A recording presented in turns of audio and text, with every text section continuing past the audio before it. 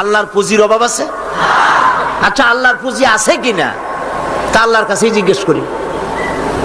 কেউ যদি আল্লাহকে প্রশ্ন করে তোমার পুঁজি আছে কি নাই, এই প্রশ্ন করার আগে রব্বুল আলামিন কোরআনে কারীমের মধ্যে জবাব দিয়ে রেখেছেন, ওয়াল্লাহু গানিয়্যুন ওয়া আনতুমুল ফুকারা।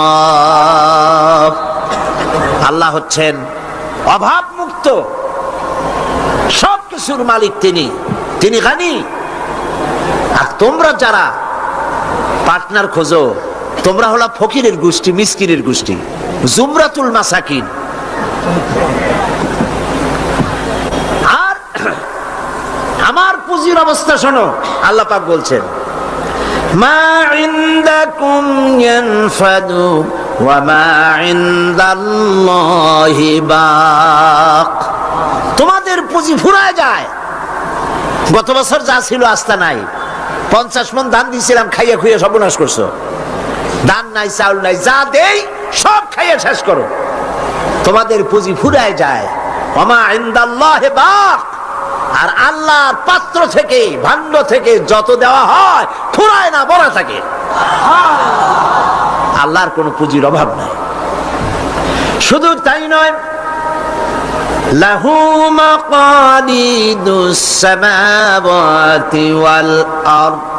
আকাশ আর জমিনের সব চাবিকাঠি হচ্ছে আল্লাহর কাছে।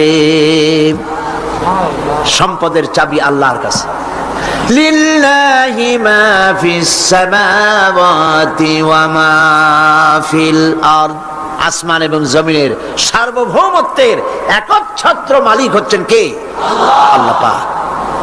এই হলো পুঁজি। তাহলে আল্লাহর পুঁজির অভাব নাই। আর পুঁজির অভাব যখন নাই, তখন পার্টনারেরও কোনো প্রয়োজন নাই। এরপরে 2 নম্বরে মানুষ পার্টনার খোঁজে, জ্ঞান বুদ্ধির অভাব ঘটতে পারে। ব্যবসা করার মতো জ্ঞান নাই, বুদ্ধি নাই, লাইসেন্স নাই। আল্লাহর কি এরকমের অবস্থা? মহান আল্লাহ রাব্বুল আলামিন বলেন, ওয়াল্লাহু ইয়ালামু ওয়া আনতুম লা তা'লামুন। আল্লাহ সব জানেন, তোমরা জানো না কিছুই। তোমরা কিচ্ছু জানো না। ওয়ামা উতীতুম মিনাল ইলমি ইল্লা কালিলা। সামান্যতম জ্ঞান দিয়েছি তোমাদেরকে, আর সমস্ত জ্ঞানের উৎস কে? আল্লাহ। কোনো জ্ঞান নাই, সামান্যতম জ্ঞান। আর এই জ্ঞান দিয়ে ওনারা হন বুদ্ধিজীবী। বিরাট বিরাট বুদ্ধি। বুদ্ধি মাথায় এত গিজ গিজ করে, বুদ্ধির গরমে মাথায় চুল থাকে না, সব সময় মাথা গরম। কি বুদ্ধি? কইছে দেয়ার ইজ নো গড। সব বুঝছি বলে কি বুঝছো? কইছে দেয়ার ইজ নো গড। স্রষ্টা নাই, আল্লাহ বলতে কেউ নাই। নাউযুবিল্লাহি মিন যালিক। এরকম শয়তান একটা মরছে, ঢাকা বিশ্ববিদ্যালয় ছিল। মরার পর সেই সময়ের প্রধানমন্ত্রী তিনি বললেন, বাংলাদেশের নাকি এই লোক মরায় খুব ক্ষতি হয়েছে। আমি বলেছি, ক্ষতি কিছু হয় নাই, বরং ভালো হয়েছে, শয়তান একটা কমছে। এ মরার আগে বলেছে, আমারে কাফন দিবা না, দাফন দিবা না, গোসল করাবা না। কি করবা? তো বলে মরার পর আমারে নিয়ে মেডিকেল কলেজে দিবা, ছাত্ররা আমারে দিয়ে অপারেশন শিখবে, যাতে যাতে মানুষের অপারেশন করে উঠে রুগীরে ভালো বানাইতে পারে। মরার পর তার কথা মতো যখন মেডিকেল কলেজের দিকে লাশ নিয়ে যাওয়া হচ্ছিল, ছেলেরা বলছে, লা হাওলা ওয়ালা কুওয়াতা ইল্লা বিল্লাহ। আমরা মাপ চাই। সারা জীবন আল্লাহরে অস্বীকার করছে। ওই লোকটারে দিয়া কাটা ছেলা শিখা যদি কোনো লোকের অপারেশন করি, যাও রুগী বাঁচবে, তাও বাঁচবে না, মরবে। ফিরাও শয়তান। বাডমের মারিচুরিতে ডিপ ফ্রিজের মধ্যে এই শয়তানের লাশ এখনো আছে। লাশের অবস্থা এমন হয়েছে, যদি রাস্তা ভালাইও দেয়, কবর তো হবে না, কপালে নাই, কবর হবে না, দাফন হবে না। আল্লাহর সাথে নাফরমানি করলে কি সাজা হয় আল্লাহ দেখান। আল্লাহরে যদি মানত, গোসলটা হইতো, কাফনটা হইতো, জানাজাটা হইতো, মানুষের দোয়া করতো। কপালে নাই, কপাল পোড়া, আল্লাহর অস্বীকার করছে বুদ্ধির ঠেলায়। লাশের অবস্থা এমন হয়েছে, এখন যদি রাস্তায় ভালাইয়া দেয়, কুত্তাও খাবে না। কারণ আমাদের দেশের কুত্তা এত অভদ্র না যে এত পচা লাশ খাবে। প্রিয় ভাই, সব আল্লাহ পাক সব জানেন, তোমরা কিচ্ছু জানো না। হ্যাঁ, তোমরা জানবা যদি কোরআনের কাছে আসতে পারো। আসল বুদ্ধি, আসল জ্ঞান কোরআনের ভিতরেই। সুবহানাল্লাহ। এরপরে তাহলে দেখা গেল 2 নম্বর পুঁজিও আল্লাহর আছে কিনা? পার্টনার দরকার আছে? পার্টনারের দরকার নেই।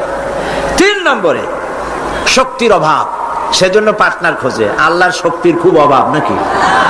শক্তি টের পাইছেন কিনা? টের পাইছেন কিনা?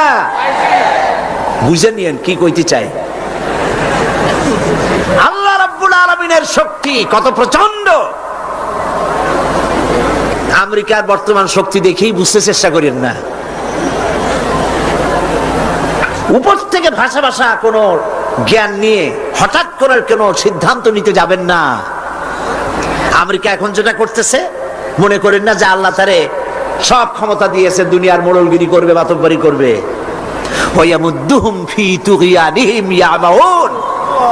আল্লাহ একটু ডিল দিছে। দেখেন না, যারা বর্ষি বায় নদীতে, মাছে যখন আদার গেলে ওরে কি বলে? বর্ষিতে যেটা থাকে ওটারে কি কয়? সারি। আরে হুইল কি? যেটা খায় মাছে ওইটা কি? আদার অথবা সারি, আপনারা যাতে খুশি হন বলেন। ওইটা, হ্যাঁ সেরা। ওইটা মাছে যখন খাইলো তখনই পাকা শিকারি দড়ি ধরে টান দেয় না, ছুটে যাইতে পারে। গেল ভালো করে। এরপরে জম্মের গেলার পর নারী বুড়িতে বেজায় যায়। তারপরে হুলে ধরে আর টান দিয়ে নিয়ে আসে। যত বড় রাঘব বাল হোক, উবারে এসে হা করে পড়ে থাকে।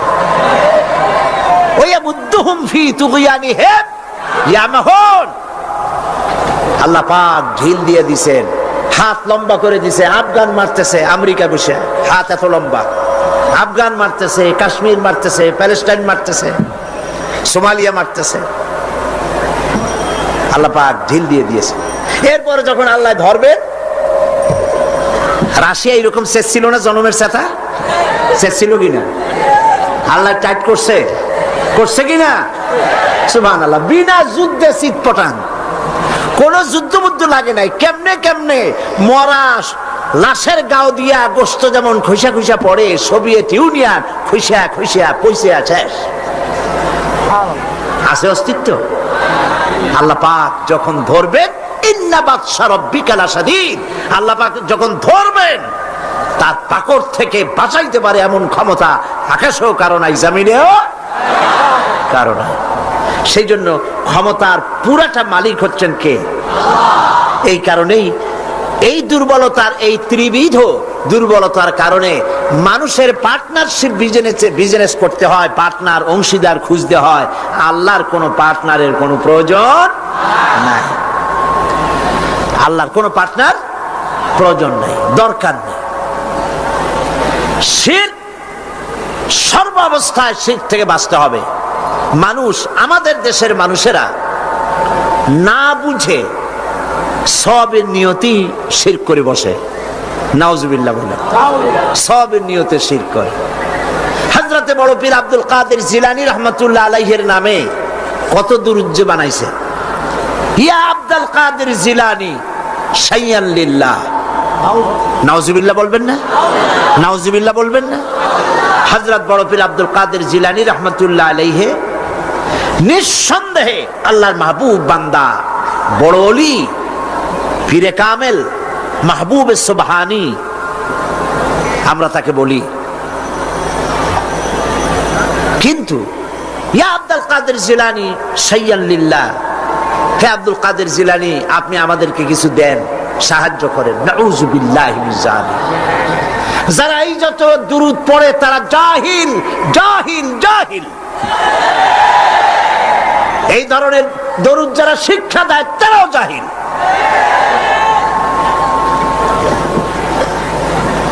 যারা ইন্তেকাল করেছেন, মরে গিয়েছেন,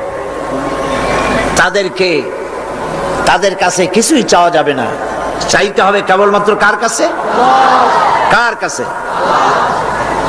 এই জন্য আল্লাহ রাব্বুল আলামিন কোরআনে কারীমের মধ্যে বলেছেন, লা তুশরিক বিল্লাহ ইন্নাশ শিরকা লাযুলমুন আযীম।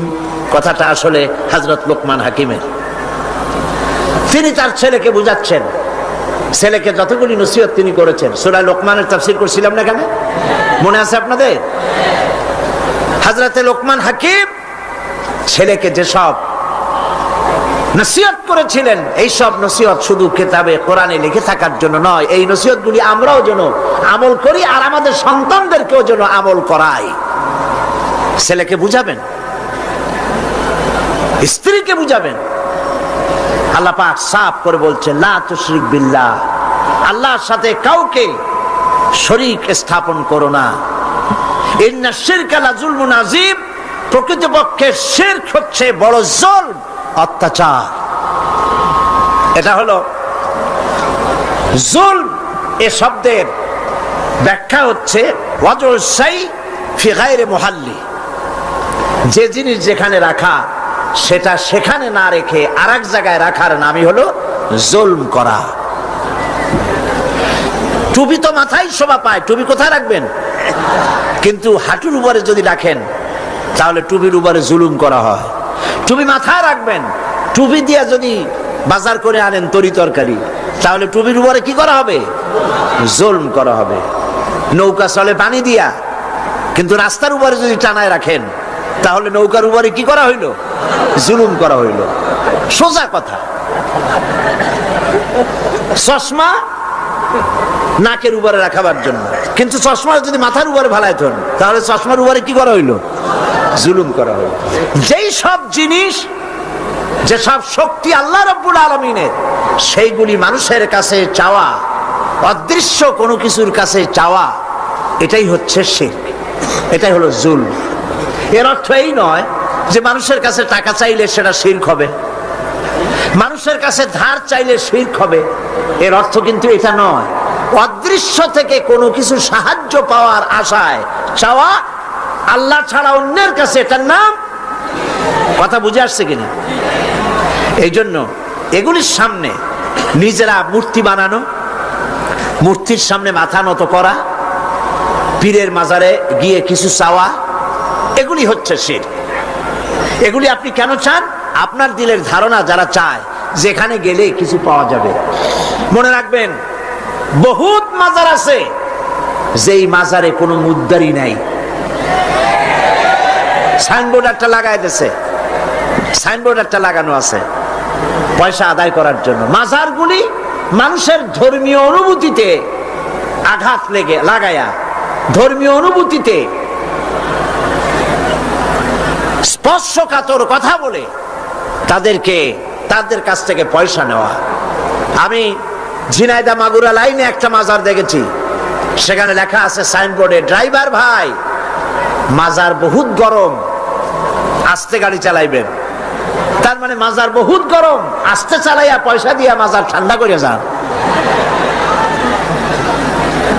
আমি বুঝি না মাজারে পয়সা লাগবে কেন? মসজিদের পাশে দান বাক্স থাকতে হবে, কারণ মসজিদগুলি এখনো গভর্নমেন্ট চালায় না। ইনশাআল্লাহ এমন গভর্নমেন্ট আসবে বাংলাদেশে যে গভর্নমেন্ট সরকারি খরচে সব মসজিদ চালাবে ইনশাআল্লাহ।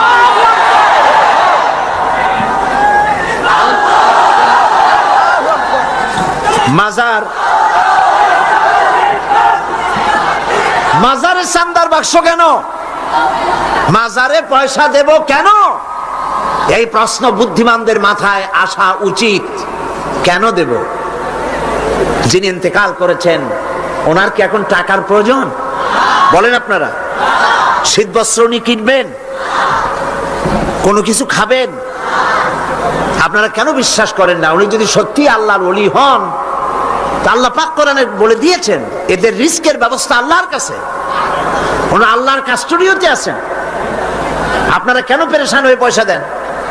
ওগুলো দিয়ে উনি কি খাবেন? এই পয়সাগুলি দিয়ে উনি কি কিনবেন? এই পয়সাগুলি মাজারের মুতাল্লি যারা আছে, কমিটিতে যারা আছে, অধিকাংশ পয়সাগুলি দিয়ে তারা ট্রান্সপোর্ট বিজনেস করে, এক্সপোর্ট ইম্পোর্ট বিজনেস করে, কোটি কোটি টাকার মালিক হয়েছে আপনাদের পয়সা দিয়ে, আর আপনি শিরক করেছেন ওখানে পয়সা দিয়ে। তবে কোন মাজারকে কেন্দ্র করে যদি কোনো মসজিদ, কোনো এতিমখানা, কোন মাদ্রাসা যদি তৈরি হয়, মাদ্রাসায় দিবেন, এতিমখানায় দিবেন, মসজিদে দিবেন, অবশ্যই মাজারে এক পয়সাও দিবেন না। কে বলেছে আপনাকে মাজারে গম্বুজ উঠাইতে? কেন উঠাইছেন? কেন উঠাইছেন? কি জবাব দেবেন? মাজারে গম্বুজ কেন দিয়েছেন? কি জবাব দিবেন? কে বলেছে গম্বুজ তুলতে? পীর সাহেবদের কবরের মর্যাদা বেশি না সাহাবায়ে কেরামদের কবরের মর্যাদা বেশি? মদিনা যায় দেখতে পারেন না? সাইয়্যিদুশ শুহাদা হযরত হামজা রাদিয়াল্লাহু তাআলা আনহু, দুনিয়ার সব ওয়ালি আলেম ওলামা যদি এক জায়গায় হয়, হযরত হামজার একখানা হাতের সমান হবে? হবে? সেই মাজারে তো কোনো গম্বুজ নাই। হযরতে ইবনে মাসউদ রাদিয়াল্লাহু তাআলা আনহু, হযরত ইবনে আব্বাস রাদিয়াল্লাহু তাআলা আনহু, হযরত আবু সাঈদ খুদরি রাদিয়াল্লাহু তাআলা আনহু, হযরত উসমান রাদিয়াল্লাহু তাআলা আনহু, অন্তত 10,000 সাহাবীর মাজার তো জান্নাতুল বাকিতে রয়েছে। একটা গম্বুজ নাই, একটা চাদর নাই, একটা আগরবাতি নাই, একটা মোমবাতি নাই। আপনারা কেন এসব করেন? কে কি বললো আপনারা কেন শুনবেন? জেহেন সাফ করে নেবেন। কোরআনে জানাই, হাদিসে জানাই, মানি না, মানবো না। ঠিক কিনা বলেন? কোরআনে জানাই, হাদিসে জানাই, এই কথা বলার জন্য যদি হিন্দুস্তান থেকে কোনো পীর আসে, মানবো তার কথা? যদি পাকিস্তান থেকে কোনো পীর আসে, মানবো? যদি চীন থেকে, সৌদি আরব থেকে কোনো বুজুর্গ আসে, মানবো? সাফ কথা। তুমি পীর যে দেশের হও, তুমি আলেম যে দেশের হও, কোরআন হাদিসে জানাই, মানি না, মানি না, মানি না। এটার নামই হলো ইসলাম। এটার নাম কি? এটার নাম আকীদা। এই আকীদা সাফ করতে হবে। মুসলমানদের এই আকীদা সাফ হতে হবে। এই আকীদা যদি সাফ হয়, তাহলেই আমরা বাঁচতে পারবো। কথা বুঝতে পেরেছেন? কথা বুঝে আসছে? বলছিলাম বহুত মাজার আছে, মুদ্দার নাই। বহুত মাজার এমন আছে, মুদ্দার নাই। এক কিতাবে আসছে এরকম, একজন পীর সাহেব, তার বাড়িতে এক মাজার এবং বাড়িতে ওরস হয়। তার মুরিদও বাড়িতে একটা মাজার হয়েছে এবং সে ওরস করে। অন্যান্য মুরিদরা এসে পীর সাহেবরে বললো যে আপনার এই মাজারে, আপনার বাড়িতে আর কি লোক হয়, আর এই মাজারে আর কত লোক আসে? আপনার মুরিদের বাড়ি যায় দেখেন, ওরসে কত লোক আর কি পরিমাণ মানুষ পয়সা করি সেখানে দেয়, ওই মাজার গরম বেশি। পীর সাহেব চিন্তা করলো, ওই লোকটা তো আমার কাছে মুরিদ হয়েছে, ও মাজার পাইল কই? ওই মুরিদে রাতের বেলা ডাইকে নিয়ে কয়, বেটা সত্যি কথা বল, মাজার পাইছো কই? কয়, হুজুর মাজার টাজার কি, আপনার কাছে মুরিদ হইলাম, আপনি একটা গাধা দিলেন আমারে, ওই গাধাটা নিয়ে ব্যবসা বাণিজ্য করে কিছু পয়সা পাতি হয়েছিল, হঠাৎ করে গাধাটা মরে গেল, এখন আমি যাই কই? বহুত মুসিবতে পড়ে গেছি। শেষ পর্যন্ত ওই গাধা পাশে নিয়া বহুত চিন্তা করিয়া গাধারে কবর দিয়া, আপনি দিছেন সেই জন্য কবর দিয়া পাশে বসে কাঁদতেছিলাম চোখ বুঝা। হাটবার দিন ছিল, বাজারে যাওয়ার রাস্তা, চোখ বুঝে কাঁদতেছিলাম। সন্ধ্যার সময় চোখ খুলে দেখি আশেপাশে পান, সুপারি, মাছ, তরকারি, টাকা পয়সা। তার মানে লোকেরা যাচ্ছে মাজার দেখে মনে করছে নতুন কোনো পীরের মাজার বোধ হয়, তো যে যার কাছে যা ছিল একটু করে দিয়ে গেছে, অনেক হয়েছে। তারপরে এসে ভিড় জমলো। এরপরে কি করব, বহুত চিন্তা ভাবনা করে একটা সাইনবোর্ড লাগাই দিলাম, হযরত গেদা শাহ রহমতুল্লাহ আলাইহির মাজার। পীর সাহেব বললেন, খারাপ হয় নাই, আমি যে তোমারে গাধাটা দিছিলাম ওইটার মায়ের কবর হলো আমার বাড়িতে। নাউজুবিল্লাহ বলে। এই জন্য হক্কানি পীরের মাজার যেগুলি, সেগুলি তো জিয়ারত করা যাবে অবশ্যই। হক্কানি পীরের মাজার যেগুলি আছে জানা মতে, যেমন শাহজালাল রহমতুল্লাহ আলাইহ, খান জাহান আলী রহমতুল্লাহ আলাইহ, শামানাত রহমতুল্লাহ আলাইহ, শামাকদুম রহমতুল্লাহ আলাইহ, বড় বড় আল্লাহর ওলিদের মাজার আছে, আছে না? জিয়ারতের উদ্দেশ্য নয়, ওইখানে আপনি গিয়েছেন, মাজার সামনে পড়েছে, আপনি দোয়া করেন। জিয়ারতের উদ্দেশ্য নিয়ে মসজিদে হারাম, মসজিদুর রাসূল, মসজিদে আকসা, এই 3 জায়গা ছাড়া জিয়ারতের নিয়ত নিয়ে কোন মাজারে যাওয়া যাবে না রাসূলুল্লাহ নিষেধ করেছেন।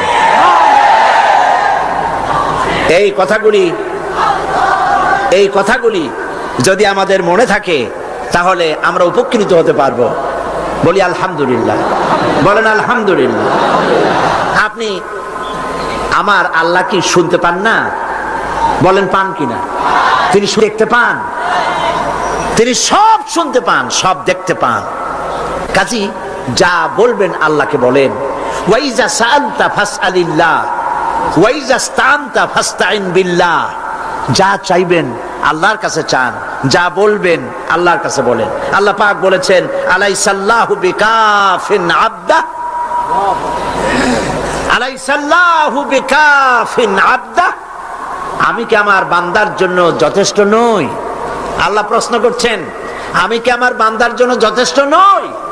আপনারা বলেন অবশ্যই যথেষ্ট, বলেন সবাই অবশ্যই যথেষ্ট। সুতরাং আল্লাহ পাক হচ্ছেন সর্বময় ক্ষমতার মালিক। আপনার আমার যা প্রয়োজন সব আল্লাহকে বলবো, রাজি আছি? এটাই হচ্ছে তাওহীদ এবং শিরক বর্জন। সর্বাবস্থায় শিরককে বর্জন করতে হবে। হযরতে মুআজ রাদিয়াল্লাহু তাআলা আনহু তিনি হাদিস বর্ণনা করেছেন, নবী করিম সাল্লাল্লাহু আলাইহি ওয়াসাল্লাম বলেছেন ইয়া মুআজ, 3 বার ডাকলেন। হযরত মুআজ বললেন লাব্বাইক ওয়া সাদাইক। হুজুর বললেন মুআজ তুমি কি জানো বান্দার উপরে আল্লাহর হক কি, আবার আল্লাহর উপরে বান্দার হক কি? হযরতে মুআজ রাদিয়াল্লাহু তাআলা আনহু বলেন আমি জানি না, আল্লাহর নবী ভালো জানেন। নবী করিম সাল্লাল্লাহু আলাইহি ওয়াসাল্লাম বললেন মুআজ শোনো, বান্দার উপরে আল্লাহর হক হচ্ছে এই, বান্দার উপরে আল্লাহর পাওনা, আল্লাহর দাবি, আল্লাহর হক হচ্ছে যে বান্দা আল্লাহর সাথে তার ইবাদতের মধ্যে কাউকে শরীক করবে না। আর আল্লাহর উপরে বান্দার হক হলো এই, আল্লাহর উপরে বান্দার পাওনা বা দাবি হলো এই যে বান্দা আল্লাহর ইবাদতে কাউকে শরীক স্থাপন করবে না। আল্লাহ রাব্বুল আলামিন তার জন্য জাহান্নামের আগুন হারাম করে দিবেন। শিরক সর্বাবস্থায় বর্জন করতে হবে। এবং এই জন্যে শিরক হচ্ছে একটা বোমার মতো। আপনারা জানেন যে বোমা, কোন জায়গায় যদি বোমা মারে কেউ, বিল্ডিং উড়ে যায়, জায়গা গর্ত হয়ে যায়। একটা বিল্ডিং বানাতে খরচ হলো 50 লক্ষ টাকা, 1 কোটি টাকা বা 5 কোটি টাকা খরচ হয়েছে একটা বিল্ডিং করতে।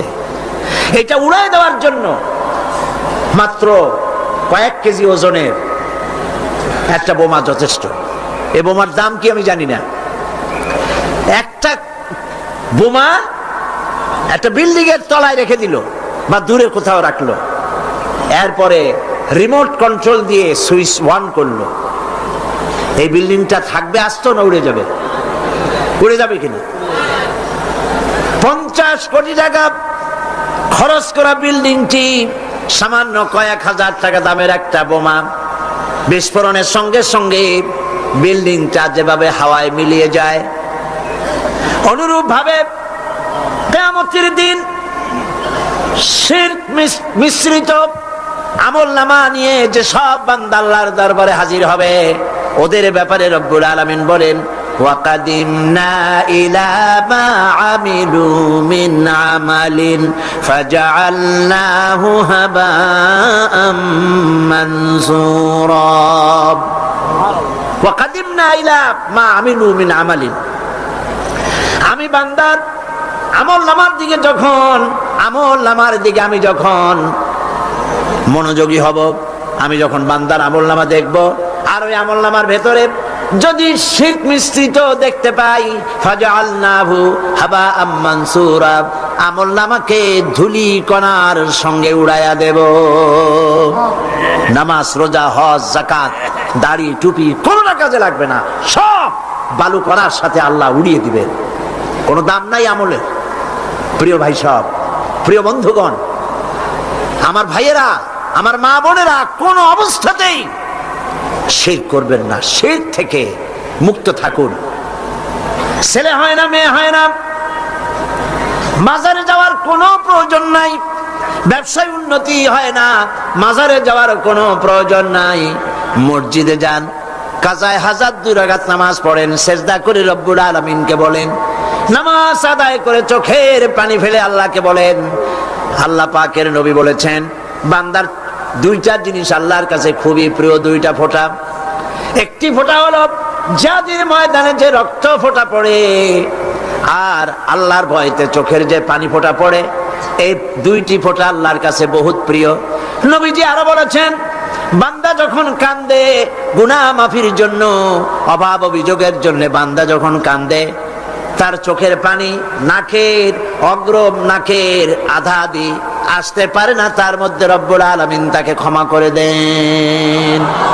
আমরা যেন আল্লাহর কাছে চাইতে শিখি, বলেন আমিন। আল্লাহ রব্বুল আলামিনের কাছে আমাদের যা প্রয়োজন, গায়ব থেকে সাহায্য পাওয়ার জন্য যা প্রয়োজন, কাকে বলবো? আল্লাহ পাককে বলবো। ঈমানকে সালিট করতে হবে। সেই কথা কোরআন শরীফে আল্লাহ পাক সূরা বাকারার মধ্যে এই কথার ভিতরে আল্লাহ পাক পরিষ্কার করেছেন, ইয়া আইয়ুহাল্লাযীনা আমানু দুখুলু ফিস-সিলমি কাফা ওয়া লা তাত্তাবিউ খুতুওয়াতিশ শাইতান ইন্নাহু লাকুম আদুউম মুবিন। হে বিশ্বাসীরা, উদখুলু ফিস-সিলমি কাফা, 16 আনা মুসলমান হও, পরিপূর্ণ মুসলমান হও, ইসলামের মধ্যে পরিপূর্ণ দাখিল হয়ে যাও। একদিকে দাবি করবে মুসলমান, অন্যদিকে অমুসলিমদের মতো তোমাদের আকীদা, তোমাদের চাল চলন এভাবে যদি হয়, তাহলে ইসলামে পরিপূর্ণভাবে দাখিল হওয়া হবে না। শুধু নামাজ রোজা হজ যাকাত করি ইসলামে পরিপূর্ণ প্রবেশ করা যাবে না। জীবনের প্রত্যেকটি দিক ও বিভাগ হতে হবে আল্লাহর হুকুম মাফিক, নবীর প্রদর্শিত পথে। কথা বুঝে আসছে আপনাদের? কথা বুঝে আসছে? মুসলমান দাবি করলেই মুসলমান হওয়া যাবে না। জীবনের প্রত্যেকটি ক্ষেত্র ইসলামের মধ্যে ঢুকাইতে হবে, অর্থাৎ ইসলাম অনুযায়ী আমার জীবন পরিচালিত করতে হবে। আমি যেটাই করব আমি খুঁজবো এর মধ্যে আল্লাহর রেজামন্দি আছে কিনা, আমার নবীর রেজামন্দি আছে কিনা। আল্লাহ রসুলের অনুমতি ব্যতি রেখে, তাদের আনুগত্য ব্যতি রেখে আমরা অন্য কোনোটাই করতে পারি না। আল্লাহ পাক এই কথাগুলি আমাদেরকে বোঝার তৌফিক দান করুন, বলি আমিন। জোরে সরে পড়েন, লা ইলাহা ইল্লাল্লাহ, লা ইলাহা, আরো জোরে, লা ইলাহা ইল্লাল্লাহ, লা ইলাহা ইল্লাল্লাহ, লা ইলাহা ইল্লাল্লাহু মুহাম্মাদুর রাসূলুল্লাহ। আমরা এখন মোনাজাত করব,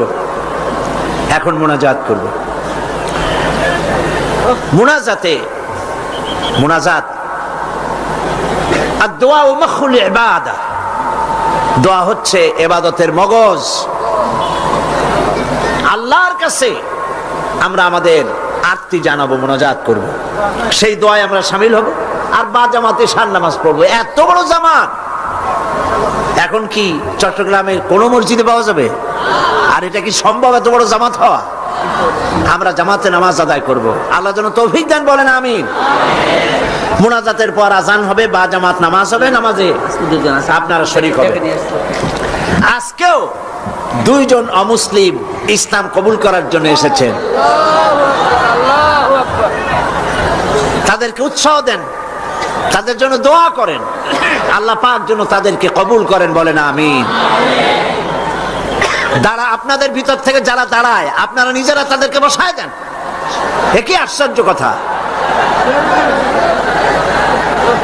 2 জন অমুসলিম, একজনের নাম সুনীল রায়, পিতা মৃত রজনী রায়, বাড়ি কাটিরহাট, হাটহাজারী, চট্টগ্রাম।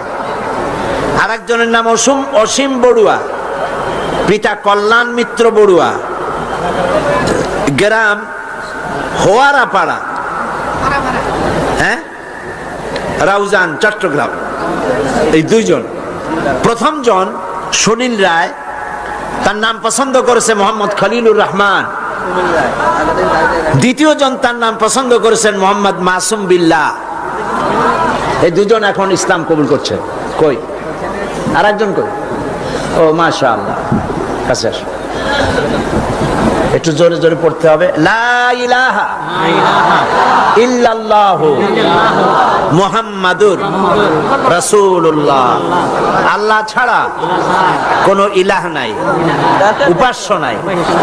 মুহাম্মদ সাল্লাল্লাহু আলাইহি ওয়াসাল্লাম আল্লাহর প্রেরিত রাসূল। আশহাদু আন লা ইলাহা ইল্লাল্লাহু ওয়াহদাহু লা শারীকা লাহু ওয়া আশহাদু আন্না মুহাম্মাদান আবদুহু ওয়া রাসূলুহু। আমি সাক্ষ্য দিচ্ছি আল্লাহ ছাড়া কোনো ইলাহ নাই, কোনো উপাস্য নাই। তিনি এক, তিনি একক, তার কোনো অংশীদার নাই। আমি আরো সাক্ষ্য দিচ্ছি মুহাম্মদ সাল্লাল্লাহু আলাইহি ওয়াসাল্লাম আল্লাহর বান্দা এবং তার প্রেরিত রাসূল। বল আসসালামু আলাইকুম। সবাই বলেন ওয়ালাইকুম আসসালাম। আমরা না আর বলতে হবে না, আমরা এই দুইজন নতুন মুসলমান আমাদের ভাই, বলেন আলহামদুলিল্লাহ।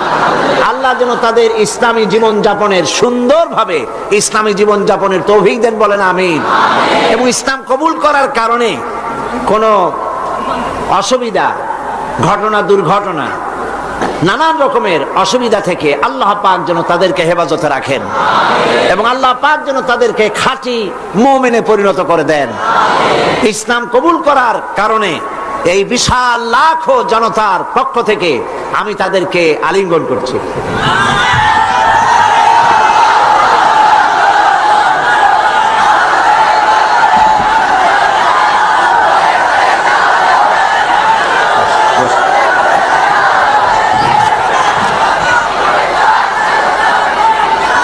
আজকে মুনাজাতের আগে মাত্র কয়েকটি কথা, তা হলো এই, গতকালও আমি বলেছি, আজকেও বলছি, মুনাজাতের কথা বলার সময় কিছু লোক চলে যেতে চেষ্টা করেন, এটা ঠিক না।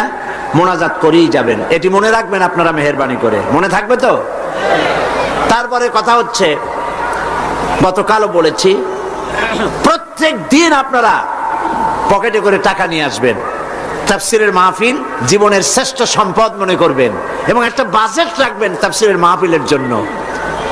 আমি গতকাল বলেছি, হযরত মাওলানা শামসুদ্দিন সাহেব খুব পেরেশানিতে আছেন তার সমস্ত লোকজন নিয়ে, যেহেতু অন্তত 20 না 25 লক্ষ টাকা, কত 22,60,000 টাকা, প্রায় ধরুন 23 লক্ষ টাকা তাদের বাজেট। তো এই টাকা, আমার বিশ্বাস, আমার অন্তরের অন্তঃস্থল থেকে বিশ্বাস, এই টাকা যা বাজেট আছে তার থেকে বেশি হবে ইনশাআল্লাহ। আল্লাহ দিবে, বলেন আমিন। তা আপনারা মেহেরবানি করে টাকা নিয়ে আসবেন, বাড়ি থেকে প্রতিদিন আনবেন এবং প্রত্যেক দিন এই বাক্স রাখা আছে না সব জায়গায়?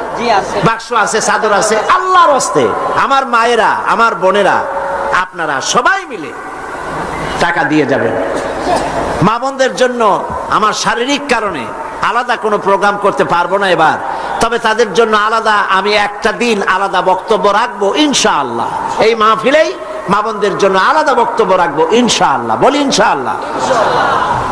মা বোনেরা, ভাইয়েরা, সবাই মিলে এই মাহফিলের জন্য প্রচুর পরিমাণ টাকা আপনার পক্ষে যা সম্ভব আপনি দিবেন, বন্ধুদের কাছ থেকে আদায় করে দিবেন। আল্লাহ যেন তৌফিক দেন, বলেন আমিন। এরপরে গতকাল বলেছিলাম, ঢাকা থেকে এবং চট্টগ্রামের পুস্তক ব্যবসায়ীরা লক্ষ লক্ষ টাকা পুঁজি ইনভেস্ট করে এই চট্টগ্রাম তাফসীর মাহফিলে বিক্রয়ের আশায়। আর এই বইপত্রগুলি সব আপনাদের ঈমান বৃদ্ধির কাজে লাগবে, বলেন আমিন। বহুত বই আছে এখানে, বই অনেক। বৃহস্পতিবার সকাল 10টা থেকে শুধু মহিলাদের জন্য আমাদের বলবো। তো এই বইয়ের ইসলামী বই মানুষকে ঠকায় না। নাস্তিকদের লেখা বই পড়লে ঈমান নষ্ট হয়, কিন্তু আলেমদের লেখা, ওলামাদের লেখা বই পড়লে ঈমান বৃদ্ধি পায়। বলেন আলহামদুলিল্লাহ। কারণ তারা কোরআন হাদিস দিয়েই বই লেখেন। কোরআন হাদিসের বই দিয়ে স্টলগুলি ভরা। আমি গতকালও বলেছি, এত বড় বই মেলা বাংলাদেশের কোথাও নাই। ইসলামী বইয়ের এত বড় মেলা বাংলাদেশে হয় না। আপনারা মেহেরবানি করে যাওয়ার সময় স্টলগুলিতে যাবেন এবং বইপত্র কিনবেন। ফাতিহাতিল কিতাব, সূরা ফাতিহা ছাড়া নামাজ হয় না।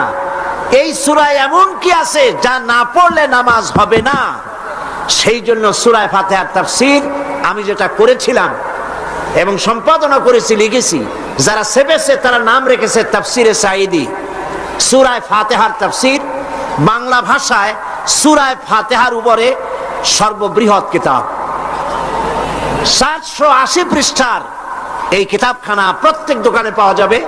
আপনি নিবেন, বন্ধুদেরকে নিতে বলবেন এবং মহিলাদেরকেও আপনারা নিয়ে দেওয়াবেন সূরা ফাতিহা বোঝার জন্য। আল্লাহ পাক সকলকে তৌফিক দিন। এবং পুরা তাফসীরকে বোঝার জন্য তাফহিমুল কোরআন ফি জিলালিল কোরআন, বিশ্ববিখ্যাত এই দুই তাফসীর এখানে কমপ্লিট সেট পাওয়া যাবে। আপনারা কিনবেন, আল্লাহ তৌফিক দান করুন।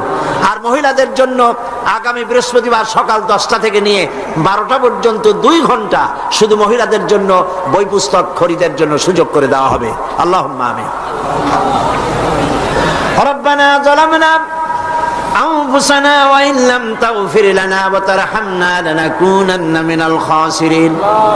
রব্বুল আলামিন লাখো মুসলমান নরনারী কোরআনের পাগল হয়ে, কোরআন প্রেমিক মুসলমানেরা, মুসলমান নরনারী একত্রিত হয়ে ঘন্টার পর ঘন্টা তোমার দ্বীনের কথা শুনেছি, দরুদ ও সালাম পড়েছি।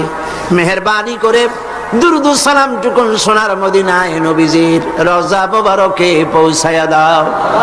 আয় আল্লাহ তাআলা, আমাদের মধ্য থেকে আমাদের মা বাপ যারা কবরে চলে গেছে, আমাদের দাদা নানা নানি আত্মীয় স্বজন, কবরগুলিকে জান্নাতের টুকরায় পরিণত করে দাও। রব্বির হামহুমা কামা রব্বায়ানি সগীরা। সবাই পড়েন, রব্বির হামহুমা কামা রব্বায়ানি সগীরা। আয় আল্লাহ তাআলা, সারা জীবন গুনাহ করেছি আমরা, তুমি দয়া করে আমাদের জিন্দেগির গুনাহ খাতা মাফ করে দাও। আল্লাহ তাআলা, সারা পৃথিবীতে আজ মুসলমানদের বড় দুর্দিন। আয় আল্লাহ, আয় খাসা এ খাসানে রসুল ওয়াক্তে দোয়া হে, আয় খাসা এ খাসানে রসুল ওয়াক্তে দোয়া হে, উম্মত পে তেরি আকে আজব ওয়াক্ত পড়া হে। আয় আল্লাহ, বড় বিপদে পড়েছি আমরা। দুনিয়ার সব বড় বড় শক্তিগুলি ঐক্যবদ্ধ হয়ে আজ মুসলমান মারার জন্য উঠে পড়ে লেগেছে। আল্লাহ, আমাদের বলার জায়গা নাই, তুমি ছাড়া আমাদেরকে সাহারা দেবে। রব্বুল আলামিন, গুনাহ করেছি ঠিক, আমরা গুনাহগার তাও স্বীকার করি, তবু একটা ভালো পরিচয় আমাদের আছে। এই ভালো পরিচয়টা হলো আমরা তোমার হাবিবের উম্মত। আমিন। এতটুকুন কারণে হলেও নবীজির সদকায় আল্লাহ তুমি দয়া করে দুনিয়ার মুসলমানদের বিপদ থেকে বাঁচাও। আয় আল্লাহ, দুনিয়ায় যেখানে যা কিছু ঘটে, সন্ত্রাসী ঘটনা, বোমা বিস্ফোরণের ঘটনা, যেখানে যা কিছু ঘটে, আল্লাহ দুনিয়ার কাফেররা ঐক্যবদ্ধ ভাবে সেই দোষ আমাদের মাথায় চাপায়। সুতানাতা দিয়া মুসলমান মারে, মুসলমানদের মসজিদ মাদ্রাসা শেষ করে, আলেম ওলামাদের উপরে আঘাত করে। আল্লাহ তুমি দয়া করে মুসলমানদেরকে সাহারা দাও। রব্বুল আলামিন, দুনিয়ার সব মুসলমানদের উপরে তোমার রহমত নাজিল করো। আল্লাহ তাআলা হযরত মাওলানা শামসুদ্দিন সাহেব, আল্লাহ তুমি তাকে হায়াতে তাইয়্যিবা সেহাতে কুল্লিয়া দান করো। আল্লাহ তাআলা ইসলামী সমাজ কল্যাণ পরিষদকে তুমি কবুল করো। আল্লাহ তাআলা হযরত মাওলানা মুমিনুল হক চৌধুরী সাহেব, আল্লাহ তাআলা সারা জীবন ইসলামের খেদমত করে করে বার্ধক্যে উপনীত হয়েছে, তার প্রতি তুমি রহম করো। সব ইসলামী আন্দোলনের নেতা কর্মীদের উপর রহম করো। আল্লাহ তাআলা 4 দলীয় ঐক্য জোটকে, এই ঐক্য জোটের ঐক্যকে চিরস্থায়ী করে দাও, ঐক্যকে মজবুত করে দাও। যারা ঐক্যে ফাটল ধরাতে চায়, আল্লাহ তুমি তাদেরকে হেদায়েত করে দাও। আল্লাহ এই দেশটা একদিন এই দেশে কোরআন সুন্নাহর আইন দিয়ে পরিপূর্ণ ইসলাম চলছে, এই দৃশ্য আমাদেরকে দেখাই দিও মাবুদ। রব্বুল আলামিন কোরআনের তাফসীরের মাহফিল চট্টগ্রাম, আল্লাহ তাআলা এই তাফসীরের মাহফিলের ক্যাসেট সারা পৃথিবীতে ছড়িয়ে যায়। রব্বুল আলামিন কোরআনের তাফসীর সারা দুনিয়ায় পৌঁছে দেওয়ার জন্য যারা ক্যাসেট বন্দি করে, কষ্ট করে মানুষের কাছে পৌঁছাবার ব্যবস্থা করে, আল্লাহ তাআলা তাদের উপরে তোমার রহমত নাজিল করো। সারা দুনিয়ার মুসলমানদের জন্য হেদায়েতের জরিয়া বানায়া দাও। হায় আল্লাহ তাআলা, আমরা থাকবো না, আমরা যারা আছি আমরা থাকবো না, কিন্তু তাফসীরের মাহফিল কিয়ামত পর্যন্ত চট্টগ্রামে স্থায়ী করে দিও। রব্বুল আলামিন, বহু টাকার প্রয়োজন, আল্লাহ তাআলা তোমার ধনাঢ্য ব্যক্তিদের দিল খুলে দাও। যারা এই মাহফিলের সাথে শত্রুতা পোষণ করে তাদেরকে বন্ধু বানায় দাও। যারা ভুল বুঝে দূরে দূরে থাকে তাদেরকে আমাদের ভাই বানায় দাও। আল্লাহ তাআলা সকলের দিল কোরআনের দিকে, আলেমদের দিকে মোহাব্বত ভরে দাও। আল্লাহ হিংসা কমায় দাও। আলেম দেখলে যাদের গা জ্বলে ওঠে, নাম মুসলমান, আলেম দেখতে পারে না, মাদ্রাসা সহ্য করতে পারে না, আল্লাহ তুমি দয়া করে তাদের হেদায়েত নসিব করে দাও। আল্লাহ তাআলা আমাদের আরেক ভাই হযরত মাওলানা লুৎফুর রহমান সাহেব, আয় আল্লাহ তাআলা সেই জওয়ান অবস্থা আমি তারে দেখেছি, আজ তিনিও আমার মতো, আমরা একই পথের পথিক, তিনিও আজ বার্ধক্যে উপনীত হয়েছেন। আল্লাহ কোরআনের খেদমত সারা জীবনের তুমি তার কবুল করে নাও। কোরআনে কারীমের তাফসীরের খেদমত যারা করতেছেন, অনুবাদের, লেখার, বলার খেদমত যারা করেন, আল্লাহ তুমি তাদেরকে কবুল করে নাও। রব্বানা তাকাব্বাল মিন্না ইন্নাকা আনতাস সামিউল আলিম ওয়া তুব আলাইনা ইন্নাকা আনতাত তাওয়াবুর রহিম। সুবহান রাব্বিকা রাব্বিল ইজ্জাতি আম্মা يصفون وسلام على المرسلين والحمد لله رب العالمين وجعل آخر كلمة عند الموت لا إله إلا الله محمد رسول الله. السلام عليكم.